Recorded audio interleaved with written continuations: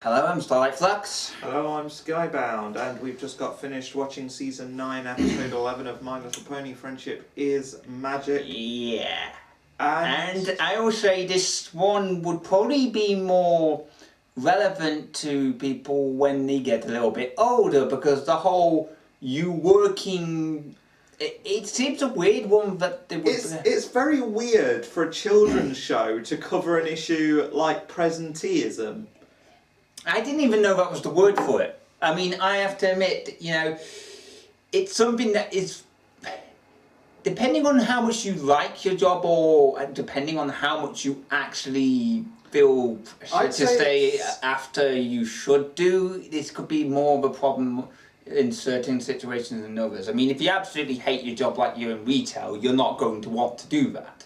Well, but some more creative jobs you may actually end up spending way too much more time, or service-based jobs like that where you kind of are caring for people. Like, I mean, well, to be honest, the concept of presenteeism, like I work at a company that does absence management, so this is one of those things that you're coming into your own, so I'll let you actually. Essentially, one of Hang on, I just noticed that's a bit out of. There we go. Yeah, one of the most sort of common reasons that people do this, that basically overwork themselves, is basically because they have too much on their plate. Yeah, yeah. And the fact is... Wait, you actually have statistics of why people overwork? Of course, you have statistics for everything. Yeah, but I mean, no, your company has statistics for why people overwork. We don't do the studies personally, but we've got the data available to us, just like any company has the ability to assess topics that are relevant to them. The thing is, so many people overwork themselves, especially if they're working in an environment which is very kind of... There's a big workload. I mean... No, yeah, a lot of technology jobs are like that, because I have to speak from my own personal experience. I don't always finish... I finish later than I should do sometimes because of the workload.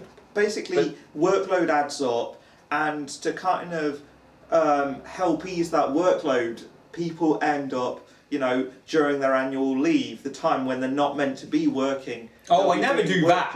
In the annual leave, it's like, fuck off, that's basically my time, basically. Well, exactly, but that's the problem with presenteeism, is people using their time away, the time that's meant to be for themselves, that you know, law has basically said, right, you have this amount of mandated time for yourself. So this is, you know, it's kind of... I know what it is. It's more like you have this... It's kind of a nervousness you have about what's going to happen if you don't do the work. And even if you take the time off, it is a nervousness that brings it about. It's like you don't feel... It doesn't feel right not to do it. And so I can actually somewhat appreciate the lesson in this sort of, you know, in this episode, because I can, you know, there's been situations where I think I have overworked myself and I've had to basically rein it back because I realised, this is actually this could potentially cause problems if I don't. So, you know, I can fully get behind the message. I just find it weird that it's been covered in the show. But it's an important lesson. It's definitely an important topic, you know. If you are someone who works in a position where you've got a big workload, make sure you do still take your own time. That workload can be eased off. You see, the interesting thing about this, there was also, we say it's weird that they're doing it in our children's show, but the thing is, they did also touch on how, well, there was a student that pretty much stayed behind to continue on work as well, wasn't? You know, that's what the whole thing was caused by, this whole problem with all the cock... But the weird thing about that is their whole thing was school was closed, right? Yeah. Schools have homework. Yeah, that's a good point. When schools break up for, you know, however many weeks, that's true. they give people homework to do. So Yeah. It's like, it's not quite the same thing, because it's just like, yeah, here's a couple of weeks off. By the way, here's all this work you have to complete by the time you get back. Yeah, this is the reason why school and education isn't exact. If anything, school is encouraging presenteeism. Yeah, it is actually. Yeah, you're right. homework. I mean, that's the weird thing about that. You'd think a school of friendship would realise this, because it's about a school of basically making yourself better, well, whatever the species are, but, you know, and improving your relationships. And surely a school that's improving your relationships during closing time should not be getting them to study more. I mean, what the hell is what the heck was the he's studying about anyway? How does that improve friendship? Well, I suppose it did improve friendship. But the thing is, she decided to stay behind. Yeah, I suppose that's. But the point still stands, I guess, that, well, actually, I guess in this particular case it is relevant. But for most schools, like real schools I'm talking about, that wouldn't be a thing, you know. Working outside of the school hours is a perfectly normal thing for schools. Yeah, it is actually. Which is, it's kind of weird that's kind of. I still think it's weird as a topic, but I still think. I mean, I say so. Basically, what we're saying is that it was a good lesson and an important one, but it was an important lesson, but it was a weird target. Yeah, it was something that you wouldn't necessarily expect. Although I suppose what you could say is, if it's, you know, depending on the audience, some of the people who started watching the show may have been kids when they were younger, but maybe as they grew up, because it's been over it's been got to be going on to close to a decade now that the show's been going. 2010.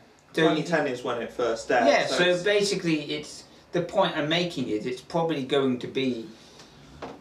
I don't know. It's one of those things where it's a decent. I mean, it was a brilliant episode. I absolutely enjoyed it. Yes, I will say compared to last week's. Oh God, yes. Compared to last week's, I mean, a great episode. I mean, I can't even remember much about last week, other than it was Applejack episode, and basically Big Mac Bloody was the cause of all of it, which was quite obvious. I mean, to be fair, when it says quite obvious, I have to admit, the resolution of the episode, I mean... Yeah, different episode though, different episode. I mean, this episode I'm talking about. Yeah. It's like, I completely forgot about the treehouse. Like, I did as well. I have to admit, I completely forgot about that would be a place where she would be. But it kind of makes sense that's where That's she because would be. They never really bring it up all that Well, much. the weird thing is, the last time that one of the Student 6 went missing, they also went to the treehouse.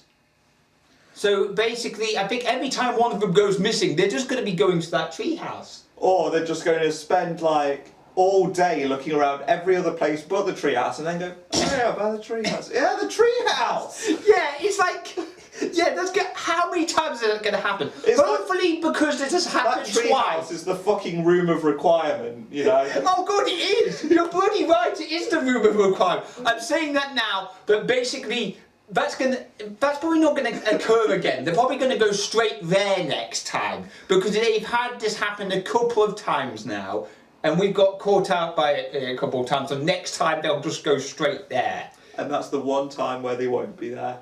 Oh God.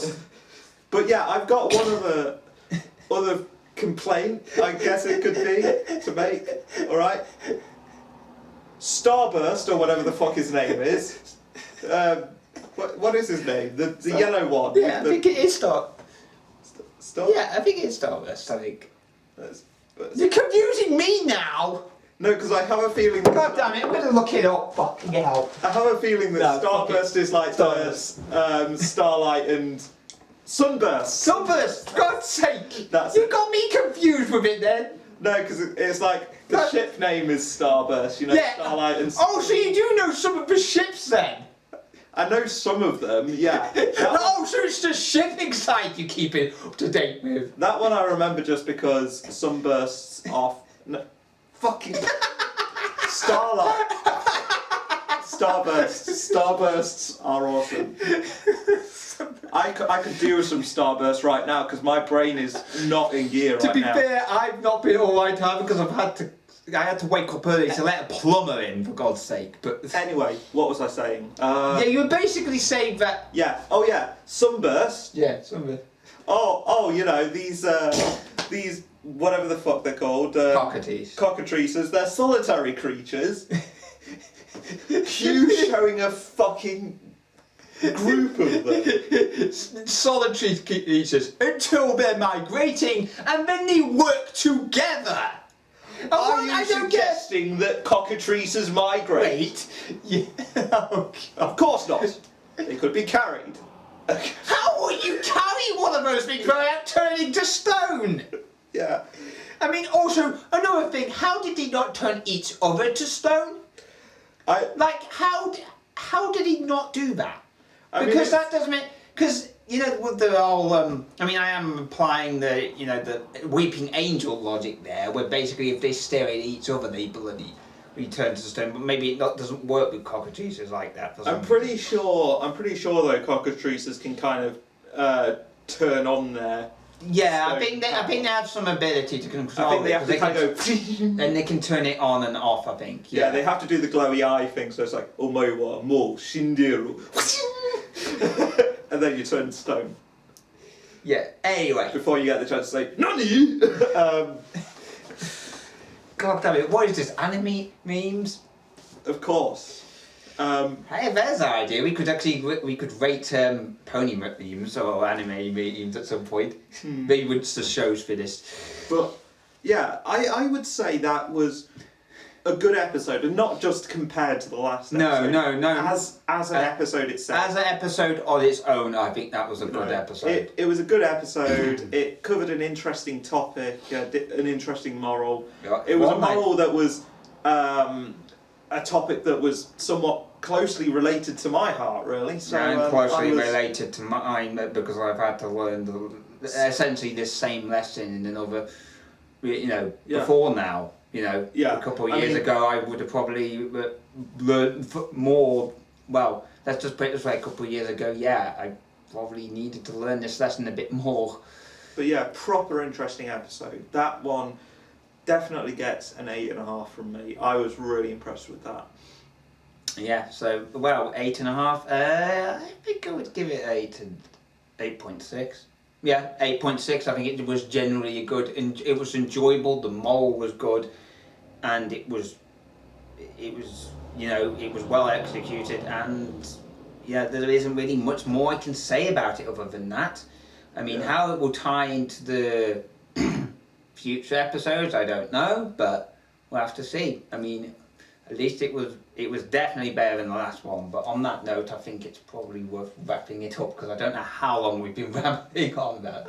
Probably long enough. So, as usual, my name is Skybound. Starlight, and we will see you for the next episode of My Little Pony Friendship is Magic, which will be Season 9, Episode 12. Oh yeah, we do have a reaction below, and also we do anime reaction as well. So yeah. Yes. So unless you see us in there. But anyway, see ya. Bye. See ya. Bye.